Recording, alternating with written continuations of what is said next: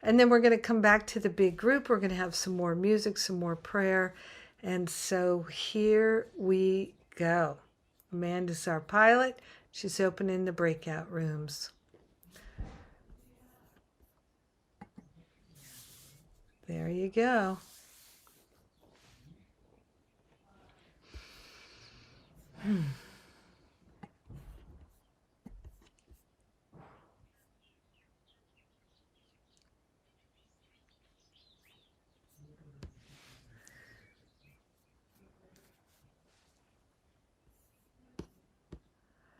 All right. So thank you, Amanda. And Rosalind, would you like to share? You look so beautiful in that light, and you look like it's winter there. And here we have a beautiful summery day in the 70s, finally.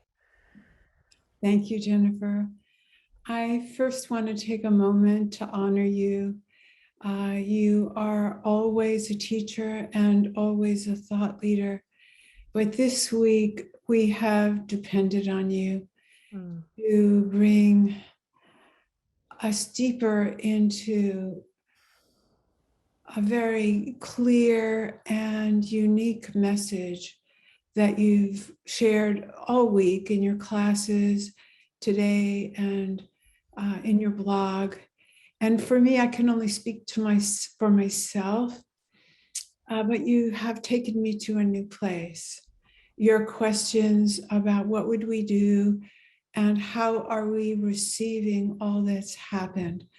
And right before all this happened, in one of my classes, a participant said, well, the point of all this is to be helpful, right? And my gut reaction was no, it's the being. And maybe because I work with so many people who compulsively help, and the prayer is truly helpful. Yes. That's not just help. Truly helpful does not mean compulsive helping.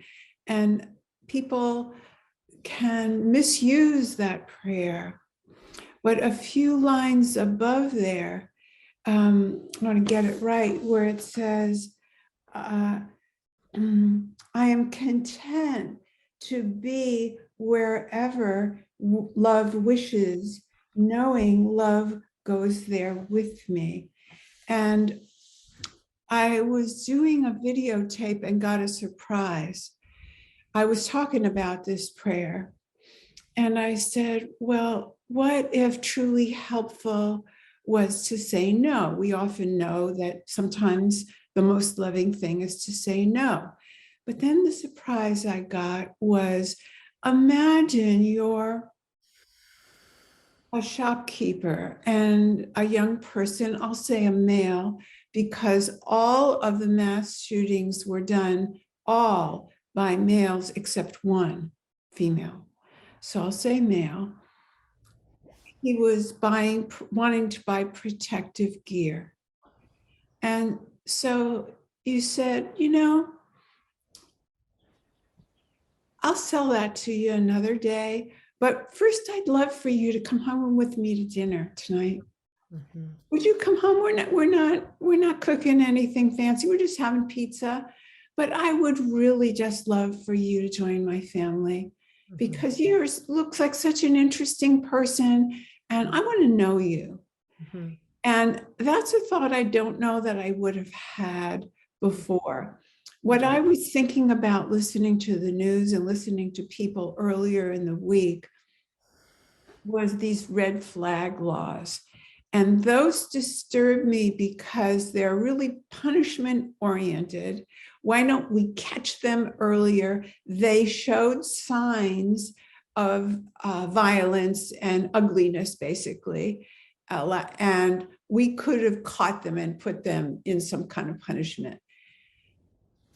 We can't keep going to the police and the welfare and the child protectives. They're all overloaded and traumatized. We don't know, they have no ways to come down off these incidents. They go right back out there. But we have a whole set of grandparents who some are being actively used with their own grandchildren, but some are not being used in society and valued. And there's a guy who was a skinhead himself. His name is Christian Piccolini. I'm probably not saying his last name properly. He wrote a book called Breaking Hate. And his job is to love on skinheads, people who were like him. But he does it not just all himself. He brings in the community. So if the person hates Jews, he gathers Jewish people to love on this person. And so one by one, and your beautiful quote from Margaret Mead, that huge changes happen with small groups of people. We all feel so overwhelmed with these mass shootings. At first, it's a stage to feel, oh my God, and what can I do? I don't live in Texas, or I don't know that boy. But I was thinking, because of your teaching, Jennifer, I was thinking of a couple of things. I was remembering a grandmother who's a friend of mine in Florida. And she said, oh, I picked up my grandson who's having a little bit of trouble at school. And I said to him, what would you like to do? Do you want to go fishing or get ice cream? Who's picking up these kids when they're in elementary school? This didn't just happen when he dropped out of school. He's been showing signs for years.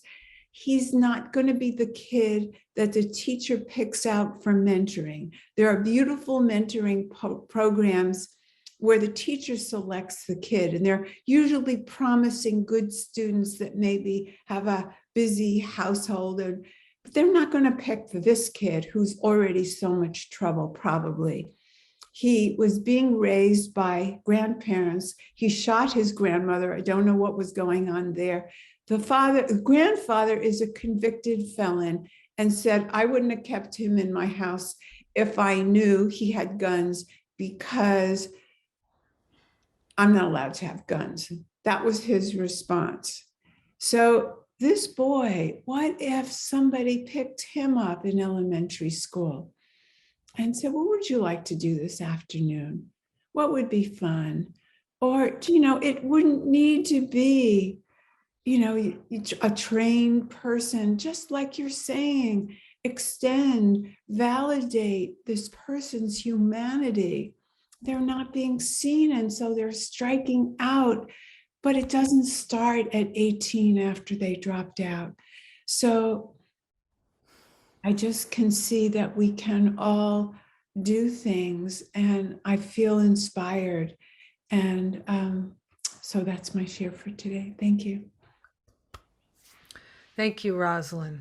Yes, we can all do things, and we can move out of our comfort zone. Yeah, you said, I loved, you said so much, but be a broadcast tower. And I thought one of your other lines led me to think opening without ceasing, because that's what happened is we close up. And we withhold, and we think, oh, there's nothing I can do. Right? You don't at that point want to. You're not open at that point. I can speak for myself, but if I open without ceasing, I'm available. I'm available to ideas that didn't come to me until you did your teaching this week, and I feel hopeful. I feel that one at a time, we can open our eyes and see what's in front of us and give these children what they haven't automatically benefited from. Yeah, thank you. Yes, thank you, thank you. Yes, I feel beyond hopeful. I feel excited. Feel excited. Faith. Which does not mean that people who are feeling sad and overwhelmed are wrong. I'm adding into the mix, I feel excited. Because sometimes we need somebody to poke us in a sense and say, get the hell off your ass, what are you doing? And to me, these kinds of events are saying, like, you do not get to just complain. You have to get up and love. Whether it means just get up in your consciousness and love from wherever you are. You don't have to go out in the world per se. You can, but you have to get up and love. Faith. Thank you, Jennifer. That get out of the complaining Mm-hmm. and get in the loving. Mm-hmm. And whatever that looks like. And I'm that was a call to action for me, what you just said. Like, how can I get out? I mean, and there's got to be ways that I can get out and help. And maybe it's a place where I can volunteer with kids that just need, some help, with whatever. Mm-hmm. And every time all of us reach out and make someone's life a little better, we're changing something. Something's happening there. Mm-hmm. And it's not up to me to decide what's going to, what that looks like for them. I do know too that that action is wonderful. And I think that we have all been here kind of sitting in our homes for so long, and it's time to get out. And I think one of the things what people are suffering from is that interaction of love, what that looks like. So I do make it a practice every time I go out. I just went and got a Starbucks coffee and before the service today, and I'm always appreciating and acknowledging everyone who helps me with anything that they give me the coffee. I say, thank you. I appreciate you. I look them in the eye. I, make that connection. And I know that makes a difference. But also I wanted to say that in my own life, I have made some just change in consciousness around relationships, and it has changed the relationships. And I would give you an example of something that I just thought about from today. It kind of came up from what you were talking about. And I have a really good friend who has a boyfriend that I've, not felt was the best for her, and she's been with him for a couple of years, and we had some kind of a falling out around it, and she was just and what it came down to, she said, I want you to accept my choice. That's how you can support me. And I came to that, yeah, I will support her if that's what that's what we need to do. And I started seeing him differently. I started, knowing that somehow he was adding to her life. Well, we all got together about a week ago, and we were singing. We were doing some singing. It was for someone's birthday, and he's really into music, and he really has always been standoffish, and he started to really engage with everyone. And then when he was leaving, he and my friend were leaving, he came up to me and gave me a hug. And he would never have done that before. Never. And I know it was just he felt something different from me. I didn't go out of my way or anything. I just was that acceptance. And I think acceptance is something that we forget how powerful acceptance is. It's, forgiveness and acceptance. Yeah. So thank you for opening our eyes in this conversation. And yeah, there's so many things that we can do. What looks like, how, and we all know in our own heart what it feels like to extend love and when we're not in love. And I also want to thank you for acknowledging that, we all make mistakes. There are times where I get annoyed, and I get short with someone, or I start judging them for whatever reason. And I want to be very kind and gentle with myself and say, oh, that's what it feels like to be out of your mind, out of your right mind. That's what it feels like. It's okay. I can choose differently in this moment. Mm-hmm. Yes. Oh, and I did want to say to Omiyomi, I know we're kind of running out of time here, but my sister, I'm telling you, you show up every single time and you just rock my heart. That's right. Love you always. Right. It's the place you sing from. Yes. Yep. I'm putting it into the chat. Whenever I hear somebody say acceptance is the way, or just even acceptance, I think of that Stevie Wonder song. Did you know that true love asks for nothing? Her acceptance is the way we pay. And yeah. Yeah. Uh, Jennifer, which, yeah, can we ask Omiyomi to say something about her line, take yourself to the initiation? I was just going to ask her to share. So, yes. Okay.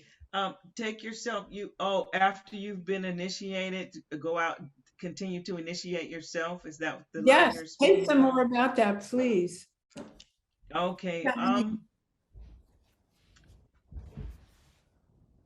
I will just speak for myself, because every time we can even use this as an example, the message and all that is going on. And I'm going to preface it by saying going on in the media because it's going on in the world. This is just something where we happen to see, Yes. because they're broadcasting it. But what it does is that it triggers something within me. And that thing that is being triggered in me, if I use that as an opportunity to elevate my consciousness and to elevate myself and to move myself to a different state of beingness in this world, then Mm-hmm. that's the opportunity to initiate myself. Mm-hmm.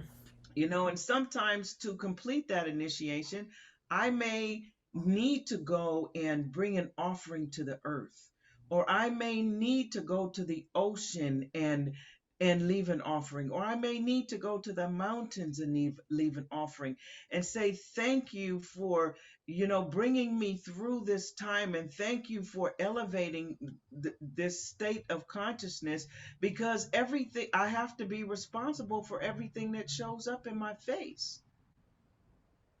And that is what I have to do with what shows up here. Even now I get to ask myself, who are the people I'm shooting? Who am I shooting? That's right. How am I killing people? How am I taking out my anger on other people who are just like Jennifer was speaking of, that are undeserving of it? And I get to use this, and I get to go and lay on the earth, and not just go and lay on the earth, but lay on the earth and bring an offering to the earth and say thank you for taking this. Thank you for taking this. Is something popping up on the screen here. I got it. Okay. Thank you for taking this, and thank you for helping me, and because it's easy to just go to the ocean, and the ocean is always going to be there, and we leave. But do we say thank you to the ocean? Do we say thank you to the mountains? Do we say thank you to the trees because they're just here? No, they're not just here. They're people. They're Mm-hmm. just in different forms. Mm-hmm. And they love us unconditionally, but it doesn't mean that we don't get to say thank you. And those times of going and doing and being are initiating myself over and over again to the next dimension of myself, and acknowledging that place in the earth. And so that's what I have to say about that. Thank you. Ashe. Ashe. Beautiful. Thank you. Thank you. Yes. Oh my goodness. So we've got our folks returning from the breakout. Thank you so much. And how was the breakout? Good? Good. I am going to ask you to inspire me with your shares in the chat. please share in the chat any decisions you've made, any declarations you'd like to make. I'd love to hear them. I'd love to see them. Thank you. Thank you for sharing, and we can all take. All right, take from that inspiration. Okay, so here's what we're going to do. We're going to take a couple minutes here to make some announcements. Omiyomi's going to do another song. Amanda is going to give us another prayer, and then we're going to go on our way. And announcements. My announcements are, first of all, I'm really grateful. I'm just so grateful, and I am happy to announce it.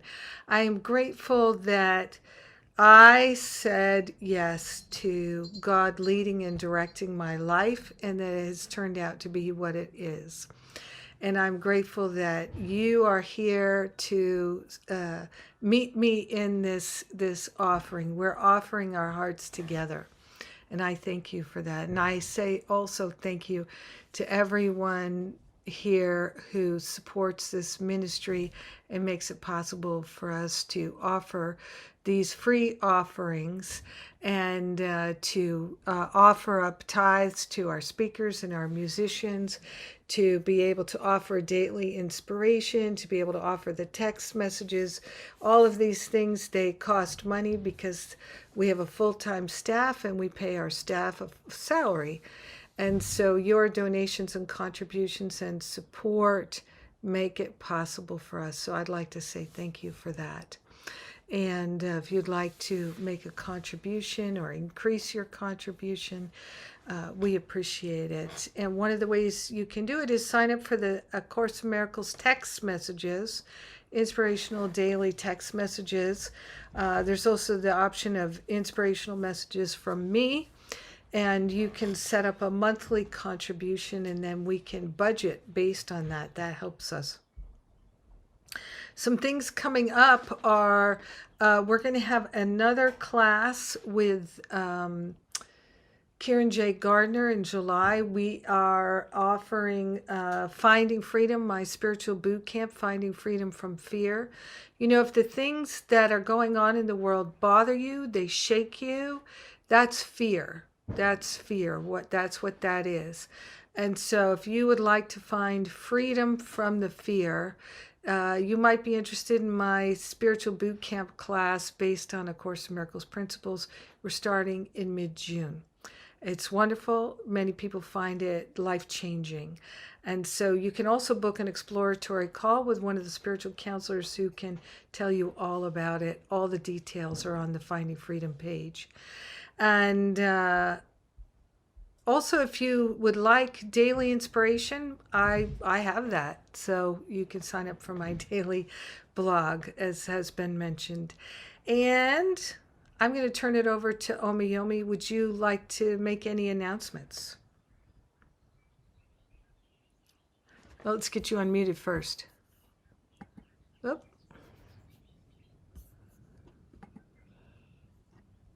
There we go. All right. You can find my music on iTunes under Omiyomi. And I have a website that is called Flames of Love Healing Services. And there I am a priest in the Ifa tradition. I do sessions and readings for people and workshops. And so you can just go and just look around and poke around if you want. And I love you, and that's it. Beautiful. Thank you. I'd also like to mention that Amanda here, as I said before at the beginning, she is one of the prayer practitioners in training, spiritual counselors in training, and we have many spiritual counselors in training and who have been certified, and you can book spiritual counseling sessions with them. The ones who are in training, like Amanda, they work on a donation basis while they're getting their certification. It helps them when you book because they have a requirement of 111 sessions. And so you help them get their requirement, and you can get that low cost donation Doesn't have to be a low cost, but whatever your donation is can meet your budget. So, Amanda, if you put in the link, people can find you and also the other spiritual counselors in training. All right, Omiyomi. Trying to put my website in the chat there. I'll put Oh, it in afterwards. we can do that for you. Okay, it's flamesoflovehealingservices.com and omiomimusic.com in iTunes. Okay. I'm just going to sing something simple, just based on everything that we've heard today and everything that we're awakening to. Shine. Just be who we are. That's the best thing that we could ever be, is who we are. And when we are who we are, then we're being who we are. So I'm going to sing this little light of mine, and you are welcome to join me where you are. Ache.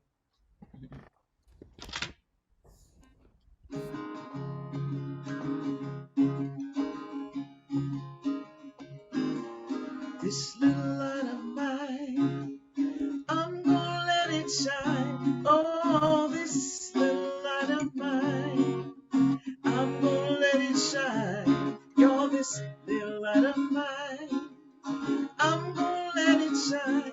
Let it shine, let it shine, let it shine. Everywhere I go, I'm gonna let it shine. Everywhere I go, I'm gonna let it shine. Everywhere I go, I'm gonna let it shine. Let it shine, let it shine, let it shine. All around the world, I'm gonna let it shine. All around the world, I'm gonna let it shine. All around the world, I'm gonna let it shine. Let it shine, let it shine, let it shine. Come on, sing this big light with me. This big light of mine, I'm gonna let it shine. Oh, this big light of mine, I'm gonna let it shine. This big light of mine, I'm gonna let it shine. Let it shine, let it shine, let it shine. All right, last time, this little light. This little light of mine, I'm gonna let it shine. Yeah, this little light of mine, I'm gonna let it shine. This little light of mine, I'm gonna let it shine. Let it shine, let it shine, let it shine. Let it shine, let it shine, let it shine. Let it shine, let it shine, let it shine.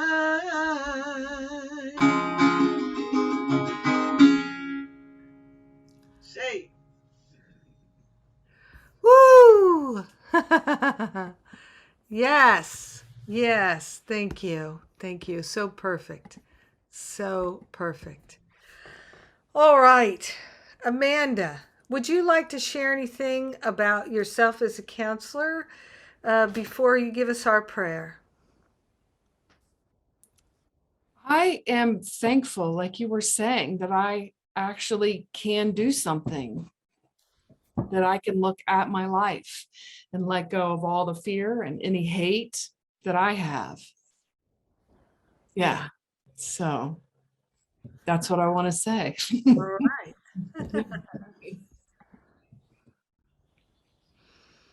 And let's go right into a prayer.